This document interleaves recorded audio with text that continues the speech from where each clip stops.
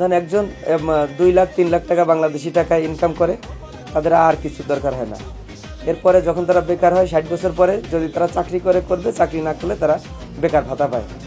আমাদের দেশে যদি এরকম হতো যে আপনি মাসে 50,000 টাকা বেকার ভাতা পাবেন, তাহলে আপনি লোভ করতেন কোনো সময়? দরকার নাই তো বাবা। আমি আমার ছেলেদের প্রতিও, আমার ছেলেদের জন্য, তাদের উপরও আমি কোনোদিন করবো না, মানে তার করা লাগবে না, যে কি বলে, হ্যাঁ, যে তাদের উপরে ভরসা করা লাগবে না, যে না আমি তো একটা ইনকাম আমার নিজেরই আছে, আমি 30,000 টাকা মানে বেকার ভাতা পাচ্ছি বা বয়স্ক ভাতা পাচ্ছি। তাহলে এইটা করতে গেলে কি করতে হয়? এটা করতে গেলে দেশের সম্পদ তৈরি করতে হবে, দেশকে আরো অর্থনৈতিকভাবে সমৃদ্ধ করতে হবে। আমরা সেই অর্থনৈতিকভাবে সমৃদ্ধ না করে যার যার পকেট ভারী করতেছি। আপনি দেখেন হাজার হাজার কোটি টাকা নিয়ে দেশের বাইরে চলে গেছে, এতে কি হয়েছে? এতে তো আমাদেরই বদনাম হচ্ছে, আমাদের দেশের টাকা দেশের বাইরে চলে যাচ্ছে।